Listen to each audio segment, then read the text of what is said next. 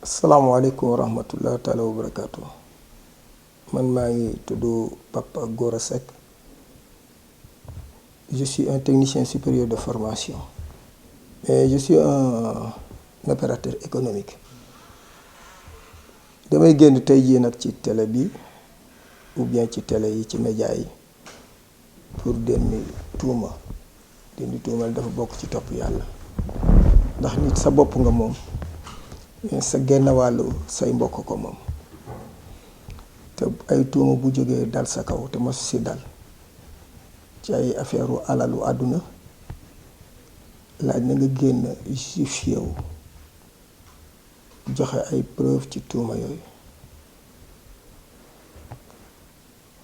waa ji yuuxuwul kër yi ma toj li muy yuuxu mooy dafa jaay terrain yi avec des complices 1250 terrain nga jaay ko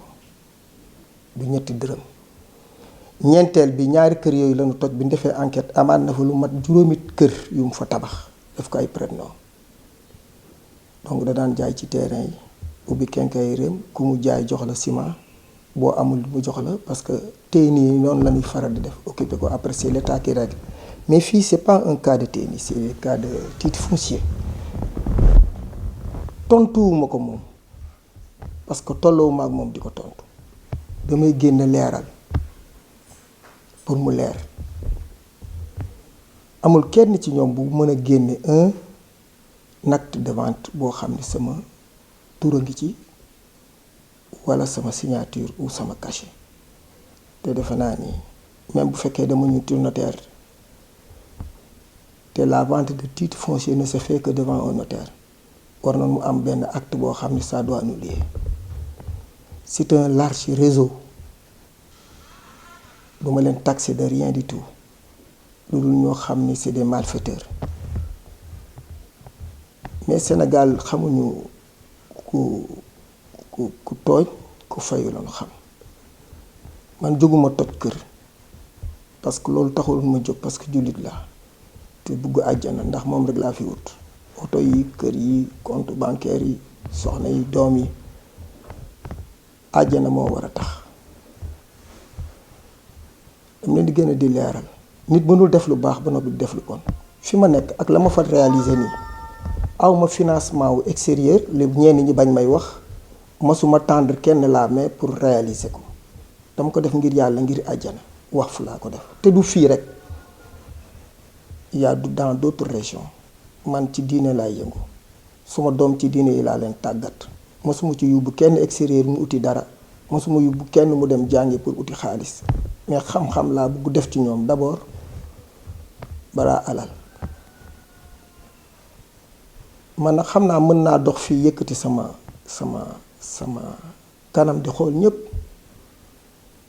teraanga laa aw. J'étais directeur technique adjoint de 83 jusqu'en 92 j'ai décroché. Je suis actionnaire à la SFRAS, la société de rachat des actions de l'État. Teraanga ñëpp xam naan ma ñoo ngi may gis kenn masuma xamal jël alalu nit wala tooñ nit kenn masuma xamal dugg ci loo xam ne xawuma ko suma doom papa ndax moom bakkanam sax daf ko ciy joxe ñaari jaasi lañ ko dóor ci loos. Un samedi lañ fa dem avec un expert ils nous ont attaqué à coups de coupe. Mais balaa ñuy attaqué dafa fekkoon benn femme du nom de Sow ne ma man yow yaay Gora Seck ma ne ko waaw mu ne dem naa Kadas titre foncier yi sa tur la nekk vérifié nañ ko fekk doomu boobu ki ñuy wax Bobo Diallo c'est un cousin xawma à Thierno ou non yegg si fa ne ma paa bi day duul rek ma ne ko man ngay wax mu ne ma waaw suma doom dem di ko kii mu dem jël pelle bi ma ko wanee ginnaaw mu dóor ma pelle bi plat wu pelle bi sama bopp toog naa presque ay quelques minutes gisatuma quoi noonu bi ñu ko commencé ñun ak moom am ay chauffeurs yi ndakate téléphoné na ay nit ñu ñëw ak ay moto yore ay jaasi songu boobu nag travail avec Thierno te loolu dañ ci am lu wóor parce que doo am enregistrement yoo xam ni Bobo parle de Thierno pour des ventes de terrain yu trouvé foofu sur place. On l'appelle Bobo Diallo. Il a eu un soit transmis depuis ça fait 1 an nee na mënuñu ko gis te man taxaw naa un commandant communiqué ak moom donc moom ci dëkk bi il continue ses actes te après même affaire bi il a continué à vendre terrain yi mu commencé woon fondation yëpp yëkkati na leen élévation impunité boobu nag bon mënuma qualifier diw la wala diw mënuma wax benn incompétence parce que bokku ci samay jikko may ŋaañi sunu administration parce que l'administration travaille pour nous tojuma xëy toj Thierno dama ko fekk ci site bi mu tabax man daaw ma fa dem bi mu tabaxee ba noppi ma ñëw ma woo ko ne ko fi nga tabax du sa kër coow li bëri mu ñëw ma ne ko ñëwal kër ga mu ñëw sama kër y avait des témoins ma oo leen ba mu ñëw taxaw ma wax ak moom ne ko comme benn kër la te sa njaboot nga fi nekkal toog leen ba ñu pare affaire terrain yi parce que terrain yi c'est en justice ñu ngi koy régler ndakate ñoom ils ont tenu compte d'une ordonnance bu casser les ventes en 2016 boo xam ni un greffier du nom de Mamour Kébé moo def réquisition bi moo ngi nii il travaille au tribunal il est dans le deal d'ailleurs moom bokk na ci ay sonom muy wax ni buñ fi ñëwee moom ak doomam jox nañ ko d'ailleurs le juge nañ leen takk ba mu ne ngodd buñ leen mënee rey sax rey leen c'est avant l'acte donc c'est un acte prémédité taxul ñu téye leen dañ leen téye garde à vue quelques jours après bàyyi leen l'affaire n'est pas jugée ñu jógee Dakar indi ko Rufisque peut-être Rufisque lan fa am sax alhamdulilah dañuy sant yàlla ndax jaxum pas sur le champ le procureur a donné des instructions un soit transmis pour ñu jàppaleen ñoom ñëpp bon ñii dañuy def seen liggéey ñeneen ñi xamuñu lu tax mu koy bloqué man du ma ŋaañi kenn parce que kuy ŋaañi sa administration c'est parce que peut-être tu n'es pas un citoyen man du ma ŋaañi administration blocage bi xaw ma lan la ñoom daal ñoo ngi waat ci dëkk bi ñu ñëwee ma ne ko toogal foofu ak sa njaboot mais bul tabax 1 mois après ma fekk muy def beneen fondation ma ne ko mais dama la waxoon nga arrêté tabax bi mu ne non man am naa pexe tabax bis boo amee pexe pour toj ñëwal toj fële laay dem tax bi parce que yow amoo fi dara sama doom yi bi ñu xawee interposé wu noonu fekk indi na ay nerf yi man leen bu leen xeex jaru faut pas vous battre bàyyi leen ñu topp procédure bi ñu toppee procédure ci lañ ko assigné bi ñu ko assigné il a fait des sorties xamal man ko cee laa man mosuma def courtage de ma vie mosuma lekk xaalisu courtage je suis un travailleur liggéey laa xam jàng ba jàng jotee liggéey ba liggéey jotee li ma réalisé yépp c'est à la sueur de mon front ñaanuma ko sàccuma ko utewuma ko fenn dan ma yar ci éthique ak déontologie dégg naa ci biir wax ñu wax ci ba citer les PM masuma gisante ak moom masuma waxante ak moom yaakaar suñu justice jox ma raison en 2024 bi ma joxee raison ñu yónnee ko assignation bi Thierno Diallo wan ko ni da nga war a génn ñu toj mu demandé référé premier référé deuxième référé mu amaat beneen référé sans nouveau référé ñu juge ko ñu war a toj mu yabal fii une délégation ñu ñëw fii un vendredi mu am ku ma ci rus ku baax ku am diine bëgg ma tudd tur moo tax ma jël leen ndax Thierno je l'ai connu en 2012 socc la daan jaay ak xabatu sawda yore table yëmbal war nañ ko poser question ku amul métier jànguloo bindoo nday joor bindoo càmmoñ naka nga mën a def ba dajale millions yooyu tabax étage yooyu xanaa sëgg ci terrain jàmbur di jaay ndax donnoo ko ci ndey donnoo ko ci baay enquête yi dañ ko war di approfondir bu xam ku nekk foo jëlee man de ku ma laaj fu ma jëlee lu ma jëndee ma wax la fii laa ko jëlee yox la ay preuve ndax damay denc ci këyit bi ñooñu ñëwee wax ak man fii man leen man de bëgguma sama njaboot jëkk ko mais Thierno na fexe kër beneen kër bi na fa génn ñu toj ko deuxième bi mu doon tabax ñu ne ko arrêté mais bi mu nekk ak njabootam na fa dem toog mun leen déedéet damay dem appel lu ma am jël ñu dem appel moo ngi ne terrain yi xaw ma kër yi moo ngi ko tabaxee 35 millions ils ont demandé une caution après expertise d'une maison parce que xam nañ beneen maison bi aussi spéculation la mais ñemul laaj ñaar yëpp il a demandé 19 millions 800 son benn avocat bi ne nan ko positionné parce que xam nañ appel bi day perte il n'a aucun papier beneen ki ne ko nañ ko rétracté même si ça prend du temps ñu rétracté ko on a eu gain de cause appel bi génn en même temps waaw c'est la justice on ne peut pas réclamer un bien foncier sans nga am benn état de droit amoo bail amoo délibération amoo benn titre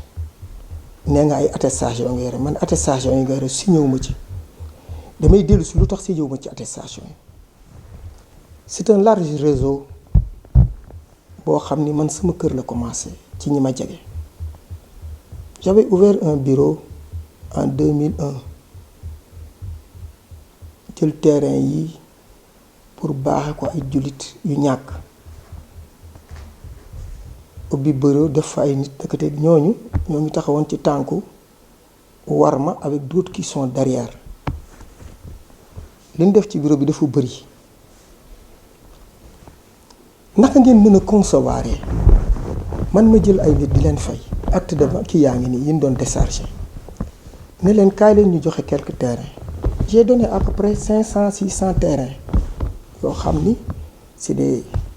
du ay attribution définitive parce que aw moon droit attribuer ni vendre c'était provisoire mais attestation yi ñoom ñi doon liggéey ci bureau yi ak ñi doon liggéey lu dul woon liggéey ci bureau yi yëpp dañ ci signé sans ma signature sans mon nom donc ils préparaient un coup parce que ils avaient des bureaux parallèles et ils vendaient les mêmes terrains ba noppi ku désister ñu ñëw ne ma kii dama ne leen ku soxlawul te néew ji dool la na ñëw bu ñëwee ma remboursé ko li ma njëkk a joxe 16 millions la après li ma joxewaat 26 millions les actes de décision c'est naa la ko jox nii liste baa ngi fii mais dama denc suuf si malgré si ñëwuma mais ku ñëw ne ma dama joxe woon sama xaalis boo génnee ay reçu ma delloo la sa xaalis ndakate ñoom ñi ma doon remboursé yëpp da nga ko daan jaay ci yeneen bureau donc day mel ni remboursement amatul te man remboursé naa ba mu des presque ay 150-200 terrain néew ma ñooñu damay jël seen terrain maa ngi dégg ñu wax wéy nee na day jël terrain yi day kii jaayaguma ci 1 mètre carré dindi tuuma ñetteel bi moom mooy je suis toujours prêt def sama acte social mais à raison de quelque chose parce que en 2016 en 2004 il y a une prénotation sur les terrains parce que ñoo ne oui kayit yi mënul génn mënuñu jot suñu terrain 2004 il y a une prénotation parce que y avait une famille du nom famille Oumar Ndoye famille Wade qui réclamait leur part parce que famille Seck dañoo séddoo sans l'autre famille qui se sentait lésée. Le juge a fait une prénotation sur les titres donc benn acte notarial mënu ko defati de 2004 ñu koy jugé fekk entre temps jox nañ ko un séquestre du nom de Gory Ndiaye il paraît doon naa suivre kii daf ko jaay te neexul famille bi ñu koy réclamer xaalis bi à la SICAP j'ai eu les jugements appel jugement ñuy xaar en 2016 le juge a dit à la famille que je vais casser il y a une ordonnance qui a cassé les ventes ont été cassées en 2016 ce qui veut dire que Ali Kane bi ma doon jaay ak ñeneen ñi jëndoon ñëpp amatuñ fa droit on devait remettre les titres fonciers et les repartager entre les 45 membres de la famille. Mamour Kébé est parti faire une réquisition à son nom. Il a vu ça, xam naa ni il s'est dit voilà maintenant on peut vendre les terrains en négociant avec la famille, tout en écartant Ali Salakan et Gora Seck parce que moomatuñu. Ils sont allés négocier avec la famille. Un membre de la famille m'a appelé, m'a dit que gars yi ñëw nañ fi di négocier, nee na leen mënuñoo négocier ak yéen parce qu'on est en train de trouver un consensus. am ñu ñëw ne leen ñoom ci famille bi la ñu bokk, d'ailleurs ñoo jaay terrain yu bari foofu, on les a toujours réclamé di leen boole au niveau de la gendarmerie. ndakate ñoo ngi jaay terrain yi, jaay nañ terrain yi ba terrain yi jeex. saa yu mu fa ñëwee mu leen paa bi amu fi dara, mais ça sous-entend que paa bi amu fi dara, Ali Salakan amu fi dara. De 2016 la fa ñëw installé wu, ku mu jaay terrain jox la ciment encadré nga tabax. ñun on ne pouvait pas réagir lu dul dem ci Descos, mais comme les ventes sont cassées, il y a une complicité. D'ailleurs il y a un gendarme de la Descos boo xam ne oo naa ko sama kër ne ko na ñëw expliquer ma fan la amee terrain, mais il a refusé. tabax na fa R+1. Comme il n'y a pas une autre ordonnance buy dindi kii bi ñu cassé ba ñu dem rabat d'arrêt, le rabat est sorti en 2023. Donc il n'y a pas une autre ordonnance bu mën a dindi ordonnance bi. Mais j'ai trouvé l'astuce parce que à chaque fois bu ma demee ci Ali Salakan, comme xamoon na ni cassé nañu vente yi, Maître Binta informé ko ne ko da nga war a ñëw jël si xool nooy négocier ak famille bi ñu delloo la. Il a acheté le mètre carré, kooku ñuy wax le mètre carré à 200 francs. Donc terrain yëpp 60 millions pratiquement la ko jëndee. Il m'a revendu à 1250 brut. Man m'a terrassé, m'a désherbé, m'a borné. Mieux, pour mettre clair aux choses, bi ma daan fay da doon di cotisation yi la, je paye de ma poche. Les cotisations je les versé à son compte. Son compte tout défini, 245 millions lan fa def. Parmi les 245 millions, il y avait 76 millions ñu yeggalul woon ma delloo leen ko. Donc ñaata fa war a def 100 et quelques millions. Je l'ai complété, terrassé. Ne leen man mënumaa jox kenn autorisation. Ndakate il y avait des bureaux parallèles sur les 600 terrains que j'avais vendus. Et j'ai remboursé, il y a la liste des désistés, si vous allez photographier ça. Te li may wax moom yëpp dafa am kayit. Ils ont revendu tout et ils ont revendu le reste des terrains. Ils ne pouvaient pas le faire sans la complicité de ceux qui travaillaient dans le bureau. Regarde-moi ceci. Quelqu'un qui sort qui te dit oui, j'ai les relevés de compte de M. Gora Seck. C'est un délit. Joxuma la ko. Et les relevés de compte de M. Ali Salakan. Kan moo la ko jox. Tu as eu la complicité de quelqu'un qui travaillait dans le bureau. Au lieu de travailler, de s'en aller, il a travaillé ut ay complice ci biti pour bu demee ñu ne woy ñun ñoo jëndoon terrain yi. Jënd terrain du noonu. Terrain yëpp buñ ko jëndoon 1200 yëpp mënul terrasser fay Ali Salakan 340 millions 329 millions plus li ma ko jox mënu ko ndax 1000 terrains yi rek 350 millions la. Terrassement bi nag les 100 et quelques millions fu ñu koy jëlee ñoom ñoo ko joxe seen cotisation la. C'est-à-dire ni buy wax war na xam li muy wax lan la. Man pour muter j'ai mis presque 400 millions pour muter. Mieux Ali Salakan, au temps où il me remettait les je parle de son nom. Au temps où il me remettait les kii, il avait des problèmes.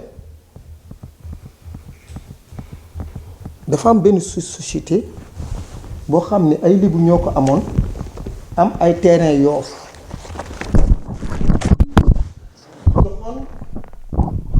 Un certain Babacar Niang procuration ñu koy les merveilles de l'union mooy terrain de l'ASECNA. Pa Ali Salakan dugal ci xaalis bu bari jaay terrain yi. Famille bi aw ci suuf jaay terrain yi. Retirer procuration bi il avait des problèmes. Donc loolu moo indi raison wu mu jaay terrain yi parce qu'il était question qu'on l'enferme ou bien on vend sa maison. Dafa ne woon lépp na des suñu diggante. Mais mënatul des suñu diggante parce que dafay génn di wax masuma ko jaay. Il a vendu. Quand tu achètes à 200, tu vends à 1250 da nga maye. man Ali j'ai des actes balaa ngeen fiy jóge dama leen di woon acte signé devant notaire. Ali Sala Kane moo ma jaay en bonne et due forme te du benn jour la ko signé. Il y avait 12 actes chaque jour dañ koy indil mu signé notaire bi moo koy yóbbul man bi ma demee ba jugement bi jee en 2023 je suis allé négocier avec la famille ñu def benn draft demander une somme c'est pas la peine de citer parce que ñoom ils me disent sax de ne pas les citer xaw ma nag ce qui se passe c'est en ce moment qu'ils m'ont donné benn acte de renonciation au jugement ndaxte acte de renonciation bi du man rek lan ko jox dinaa leen ko jox ngeen yóbbu ko. C'est cet acte de renonciation qui m'a permis devant notaire qui m'a permis de muter parce que fekkoon na waa cadastre seen coopérative bi jënd fa muter sur le 29/19 ba titré bi ma waxee ma d'accord ak ñoom parce que paa bi chaque fois bu ma demee daf may wax ni bi ma lay jaay amul woon benn problème effectivement bi may jaay jaayuma ay titres il m'a vendu des actes et je l'ai accepté parce qu'il se trouvait dans des problèmes et je voulais le secourir fajar la ma daan oo am na ci boroom xam-xam boo xam ni d'ailleurs sax ci biir protocole bi signé na ci te moo ngi génn il est en train de se victimiser nee na moom la paa bi te moom xamul ni signé na benn protocole avec son propre frère bi mu signé protocole ba ma fay paa bi ba noppi may naa ko ci terrain loo moom di nga ko may frère ki la jaay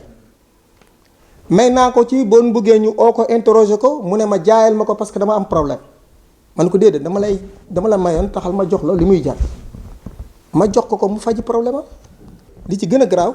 à chaque fois quand je remets l'argent ou bien des actes ce sont les gens du bureau qui signent à ma place man dama xëy gis ay attestation signé par man signé benn attestation en tant que responsable quand tu attestes à quelqu'un quelque chose c'est le responsable qui doit signer qui doit prendre ses responsabilités mais ñoom dañoo créer seen benn président commission kii et puis am na ci ay actes yoo xam ne ñu jóge ci bureau bi ci début ba ne dañoo am leneen lu ñuy defi avant ñu koy ñoom ñuy distribuer terrain yi les 500 et quelques xaw ma 600 am na ñu signé ay attestation mais yooyu bureau fan la ne woon c'est des bureaux fantômes ils ne crient pas parce que dañoo toj ils crient parce qu'ils doivent rembourser des centaines de millions parce qu'ils ont vendu d'une manière illégale les terrains paa bi duma ko wax parce que ñoom au secours la doon uti ci paa bi ak doomu paa bi mais doomu paa bi nee na paa bi il ne jouit pas de ses facultés ba defal koy empreinte mais ci moment boobu paa bi il signe ci procuration bu ñu ko defal ci même notaire bi bu ko le chef religieux kii la laayeen bu mu ko defal moom mooy jaay terrain yi il signe en même temps. Ali Sala Kane dafa nekkoon ci jafe-jafe nga jënd terrain nga jënd ko ci moom. yàlla xam na ni ci jafe-jafe bu metti fajar la ma daan oo man bi ma ko génne ci jafe-jafe bi rakkam oustaz la du ma tudd turam alfalaax la nekk nee na ma ñun mënuñu laa fay lu dul ñu yóbbu la ñun suñu dëkk vendredi lañ fi jóge ma taal sama oto ñu ne dañuy dem présenter waa dëkk ba ndax Ali du nekkee ci difficulté nga génn ko ci seen waa dëkk danga dañ ma yóbbu ba daabiya ma def fa vendredi ma ñëw ñu reyal ma bëy seen kii yooyu vendredi samedi dimanche ma doog a ñibbisi ku la defal loolu dellusi na ko 2023 2022 taam oo na ma ne ma masuma xam ni lii defal nga ko sama papa jërëjëf xam nga kañ laa xam ni paa bi dafa bëgg war bi ma jékki-jékkee xool boîte WhatsApp am bi may wax demal ci Maître Binta wax naa ko mu defal la mutation yi bi ma ñëwee fekk mais nan def réquisition yi bi ma ñëwee fekk mu effacé ko laa ne kii am na lu mu parce que moom temps bi mu signé il prenait ci terrain yi radié nañu vente yi loolu la defoon ci xelam mais bu xamoon ni mënoon na jotaat terrain yi man xam naa ni warkat la du ma signé mukk te li ma ko jëlee mooy da daan wax ni biig nelawuma ma ne ko lu tax nelawuma mu ne ma dafa am lu tax nelawuma pas Ali taawam bu góor dafa jaay ci terrain yi daw depuis 2004 il est sorti de ce pays man maa doon remboursé dafa ma daan wax temps laa soxla danoo foog ni CBAO rek laa kii dama piégé ñu ne woon am na yu ma versé B6 am na ci terrain yoo xam ne man maa ko jënd mu jaayaat ma ko 2 hectares ci xaadi et je suis témoin signé naa ci signature baa ngi nii.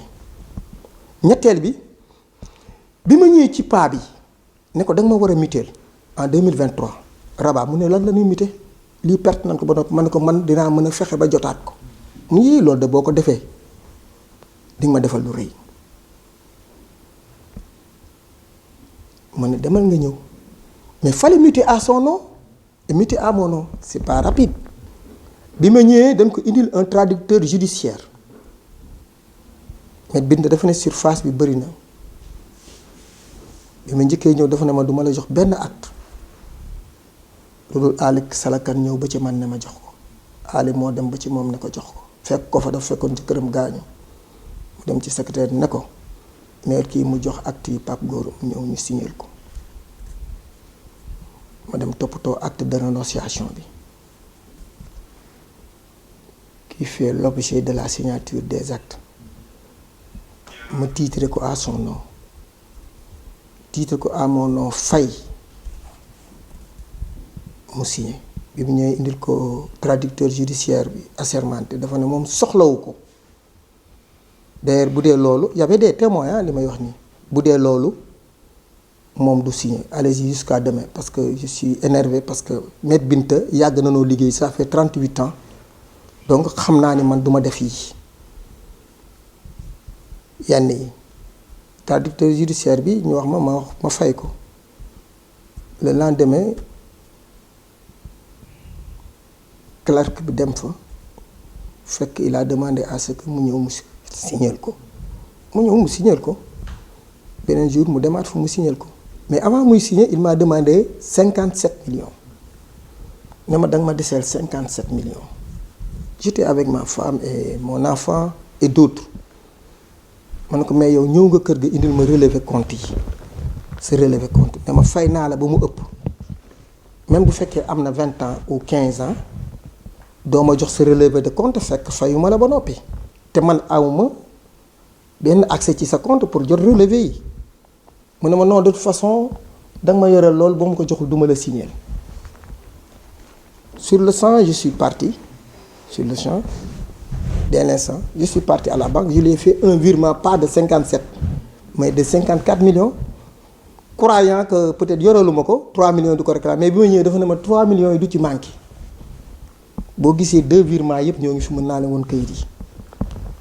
ma dem defaatal ko benn virement wu 3 millions ànd ak suma soxna bi mu ko defee mu ne waa d'accord demee na nga ñëw ñu ànd ci Maître Binta ma ñëw ñu daje ci Maître Binta newu fa mu joxe ay instructions secrétaire bi pour mu waxanteeg Maître Binta oo ko mu ne ko effectivement na indi acte yi ma signeel ko mais maa ngi dégg ñuy wax woy dafa def nii il a signé presque 11 actes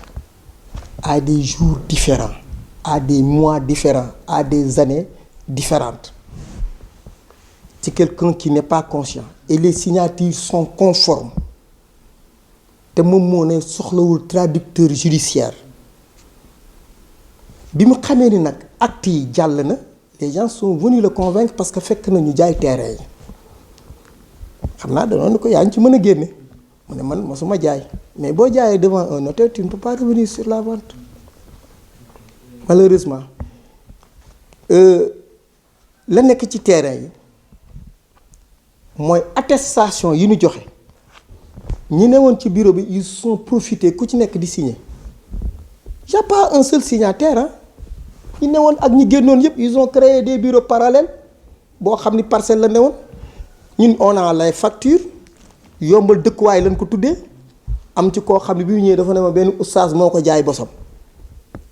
à 3 millions wax ñu conditions yi mu ko jaayee oustaz baa ngi génn di wax di bàyyanti moo ngi dal ci kaw justice bi quoi je ne vais pas parler de son nom parce que man je ne veux pas ça je ne veux pas dénigrer une personne parce que je dis derrière une personne il y a au minimum 1000 ou plus de 1000 personnes qui sont derrière et man bëgguma di vexer les autres qui sont derrière man mën nañ ma ko def mais man du ma ko def j'ai pas l'esprit de vengeance